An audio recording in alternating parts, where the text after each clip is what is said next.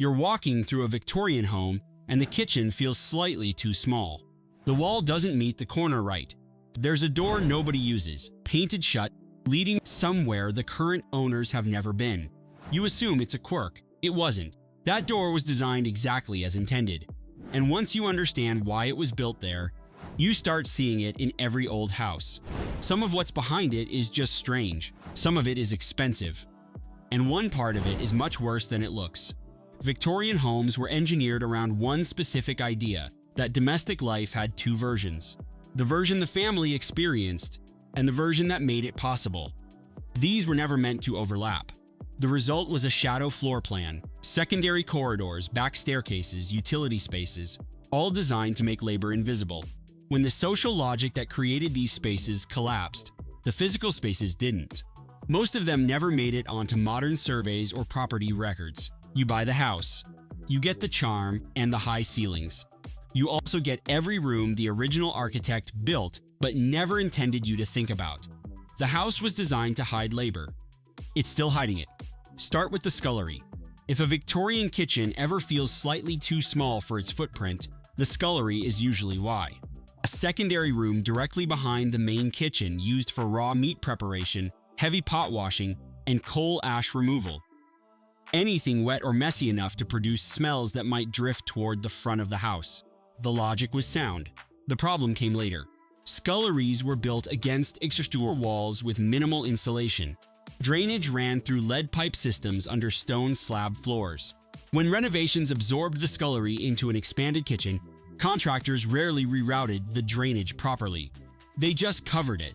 If you open a Victorian kitchen floor today, you sometimes find yourself standing above a lead pipe drain untouched since the house was built.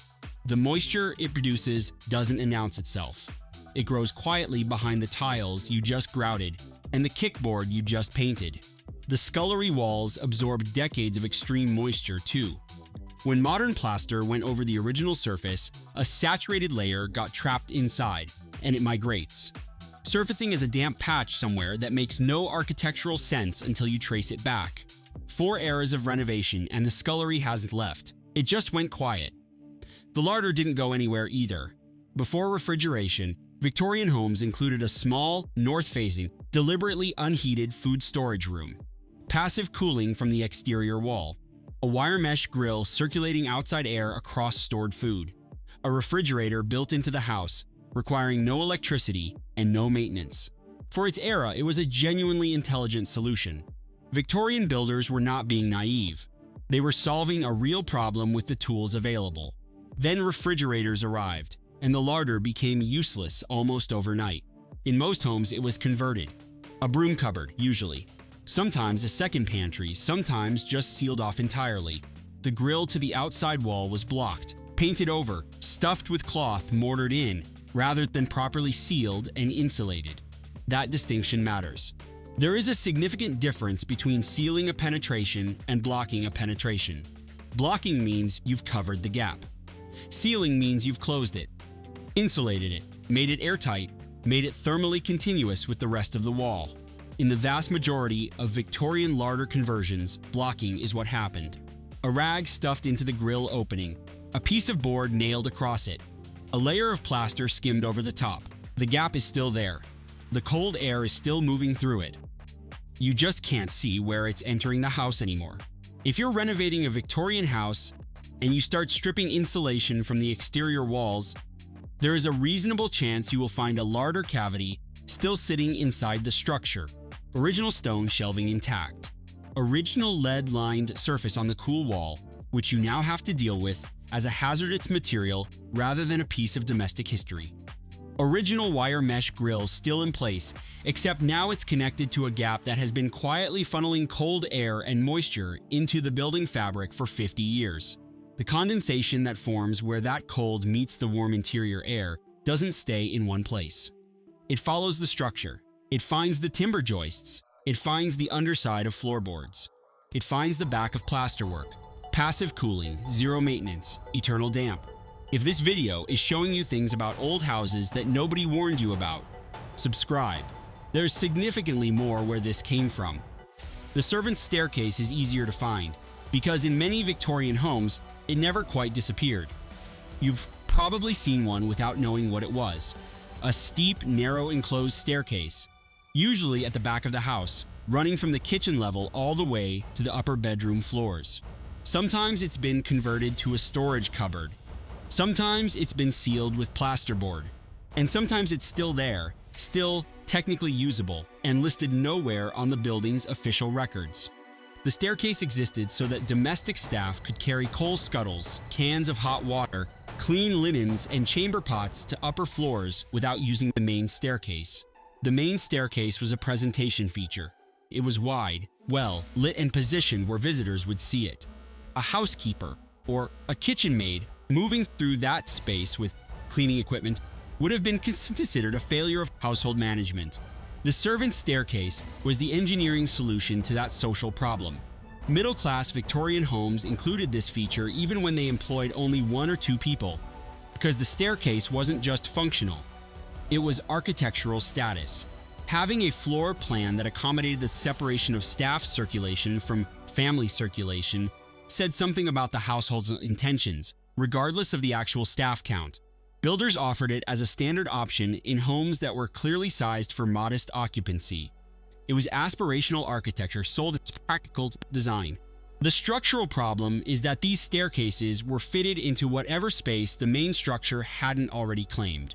Steep pitch, narrow tread, often wedged between a chimney and an exterior wall, sometimes built inside a wall cavity that the main structure was already relying on.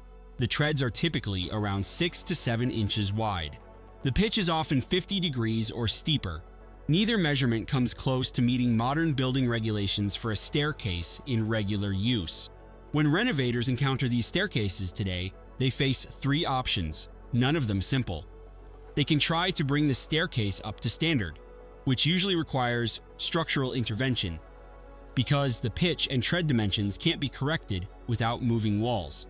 They can remove it entirely, which requires the same structural work, plus the cost of making good the void it leaves behind, a void that often turns out to be load-bearing in ways nobody anticipated. Or they can seal it and leave it, which is what most people end up doing, meaning there is now a non-compliant internal staircase concealed inside the building that doesn't appear on any record. That last option has consequences in a fire scenario. A sealed staircase void is an uncontrolled airspace running vertically through the building. It connects the ground floor to the upper floors through a channel that bypasses every fire separation measure installed in later renovations.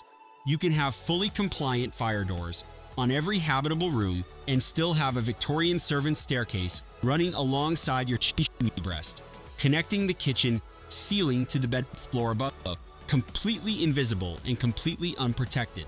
Built to be invisible, still invisible, on the building records at least. The rooms, the stairs, the cold stores, those are the architectural curiosities. Strange to discover, complicated to explain to a surveyor, expensive and disruptive to deal with when you're halfway through a kitchen renovation, and suddenly have more structural decisions to make than you budgeted for. That's the inconvenient tier of Victorian inheritance. Costly, yes. Confusing, certainly, but manageable. The next part of the house is where it stops being merely inconvenient. Because the people who used these service spaces didn't just leave the architecture behind when they left. They left what was in the rooms, the materials they worked with every day, the substances stored in those spaces for decades, the infrastructure installed to make the house function in an era when the things required to heat it, light it, and maintain it were genuinely dangerous by any modern standard. And nobody considered that a problem, because at the time, it wasn't considered at all. What's sealed behind those walls isn't just old design. Some of it is still active, and some of it has been quietly doing its work for a century, waiting for someone to open the wrong door. The staircase existed so that domestic staff could carry coal, hot water, and linens to upper floors without crossing paths with the family. Middle-class Victorian homes included this feature even when they employed only 1 or 2 people. It was aspirational architecture. The staircase said something about what kind of household this was, or intended to become. The structural problem is that these staircases were built to fit in spaces the main structure didn't allocate for them. Steep pitch, narrow tread, often wedged against a chimney stack or tucked inside a wall cavity. They were not designed to modern building code proportions because modern building code didn't exist. When renovators find one today, they face a staircase that cannot be brought up to standard without significant structural intervention. And in many cases, it cannot be removed without the same complication because the surrounding walls have been built around and on top of it over successive renovations. Built to be invisible, still invisible. On the building records, at least. The rooms, the stairs, the cold stores, those are the architectural curiosities. Annoying to discover, complicated to explain to a surveyor, expensive to deal with when you're in the middle of a kitchen renovation and suddenly have more rooms than you planned for. But that's not where the story gets serious. The next part of the house is where it stops being merely inconvenient. Because the people who used these spaces didn't just leave the rooms behind, they left what was in them. The coal cellar is where it starts to shift. Every Victorian home that used coal for heating or cooking, which was essentially every Victorian home, had a dedicated storage space for it, usually accessible from outside via a pavement-level iron hatch, or from the kitchen through a low internal door. The delivery came in from the street. The coal moved inward, the ash moved out. It was a clean system in theory, and for its time, it functioned. When coal heating ended and gas and electric systems replaced it, the cellar lost its purpose. In most homes, it was simply sealed. The iron hatch was mortared over or paved across. The internal door was locked, then plastered, then forgotten. Nobody cleaned it out first. Why would they? It was just a storage room. The coal was gone, except the coal has not gone. Coal dust and ash are not inert materials. Residual sulfur compounds in accumulated ash react with moisture over time. In a cellar that was sealed damp. And most Victorian cellars are damp, because damp proofing as a standard practice came later. That reaction continues slowly and indefinitely. Some coal cellars contain legacy residue from the era of piped coal gas, which was distributed through many urban Victorian homes before electric lighting arrived. The gas infrastructure left deposits in the spaces it ran through. If you buy a Victorian terrace today and you want to convert the basement to habitable space, which is increasingly common because square footage is expensive and the cellar is already there, opening a sealed coal store is not always a straightforward demolition job. Depending on what's accumulated in and how long the space has been, you may be looking at an air quality assessment before the first wall comes down. Contractors who've opened these spaces describe the smell as immediate and distinctive.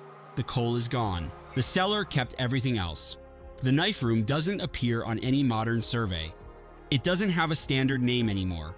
In Victorian service areas, it was sometimes called the knife room, sometimes the boot room, sometimes the lamp room.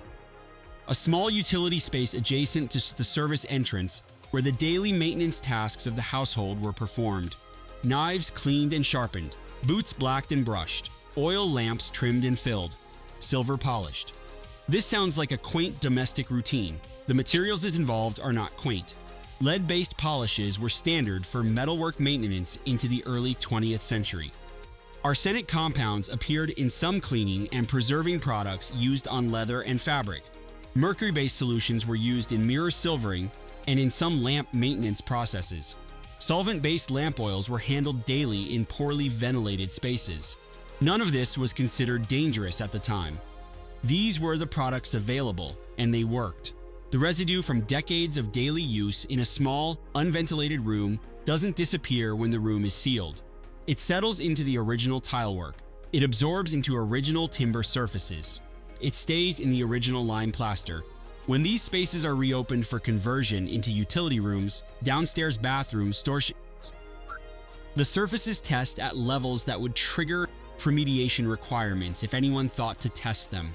The problem is that nobody usually does. The room looks like a small Victorian pantry. There's no visual indicator that the walls have been absorbing toxic compounds for 40 years of daily use. The room was used to keep things clean. The room is the thing that needs cleaning now. If you've made it this far and you want to know what else is hiding inside old houses, subscribe. This series is just getting started. The gas lighting ventilation is the part of Victorian construction that most people have never heard of and probably should have. when coal gas was distributed through urban Victorian homes for lighting, beginning in the mid-19th century and continuing in many areas until well into the 20th, the gas leaked. Not catastrophically, just constantly slightly as a normal condition of the technology. Joints weren't perfect, fittings degraded, the gas crept. Victorian builders and architects knew this. Their response was to build ventilation into the structure of the house specifically to manage it. Ceiling voids were designed with deliberate airflow paths. Wall chases were routed to allow gas accumulation to dissipate before it reached dangerous concentrations. Small vented spaces near ceiling junctions, near light-fitting positions, near pipe runs. All of it intentional, all of it part of the standard construction approach for a gas-lit home. This was a genuine safety feature. It was an engineering response to a documented risk. It worked in the context it was designed for. When homes converted from gas to electric lighting, the ventilation voids stayed in place. They weren't sealed, they weren't filled, they weren't documented as features that needed to be addressed. They were simply left because nobody was thinking about them anymore, because the risk they were designed to manage had been removed. And because opening up walls and ceilings to fill in structural voids is expensive work that nobody commissions when there's no obvious problem. The problem is that these voids don't stay empty of consequence. They become uncontrolled air pathways through the building structure. They bypass the fire separation between floors. They bypass the insulation layers added in later renovations. They bypass the damp proofing at wall junctions. Air, moisture, and in the event of a fire, heat and smoke move through them in ways that are completely invisible until something surfaces. In fire investigations involving older Victorian properties, legacy gas-era ventilation pathways have been identified as routes through which fire and smoke traveled between compartments that should have contained the event. The void that was designed to let dangerous gas out of the house became the path that let fire move through it. Designed to let dangerous gas out. Now let's fire in. And then there is the room the title is about. The room that sat at the exact boundary between the servant world and the family world, that held the most valuable contents of the household, that was locked at all times, and that has been quietly disappearing from Victorian homes for a century without most people understanding what they were removing. The butler's pantry. Current text, 4,073 characters. Target, 8,000. Need to add roughly 3,900 characters of new content, expanding every beat in the same voice, same structure, same promise, SAS reality pattern. Here is the full extended version. If you are standing in a Victorian home of middle-class origin or above, a terrace, a villa, a semi-detached property with original layout intact, there was almost certainly a butler's pantry between the kitchen service area and the dining room. It was a small, secure, windowless or minimally windowed room, and the butler held the only key. Inside, the household silver, the fine china, the crystal, the wine and spirits, the locked decanters. Everything the household owned that was simultaneously valuable and used regularly. The room sat at a threshold. Physically, it was positioned so that service could move from the kitchen through the pantry to the dining room without entering the family areas of the house. Socially, it was the point where domestic labor became invisible presentation. The butler prepared the table service in that room, moved it through the doorway, and by the time it appeared in the dining room, the work had already been erased. You never saw the polishing. You never heard the counting of silverware. You never watched a decanter being refilled. The room absorbed all of that and returned only the finished result. This was not incidental. Victorian household management literature treated the butler's pantry as the operational nerve center of a well-run home. Butler's manuals, actual printed guides sold to households and their staff throughout the second half of the 19th century, included detailed instructions on how the pantry should be organized, what should be stored where, how silver should be cleaned, and at what intervals how wines should be logged and rotated. The room had a management system. It had inventory. In wealthier households, it had a dedicated sink, a separate lamp, and a lockable spirits cabinet within the lockable room. The pantry was a room with its own internal hierarchy of security.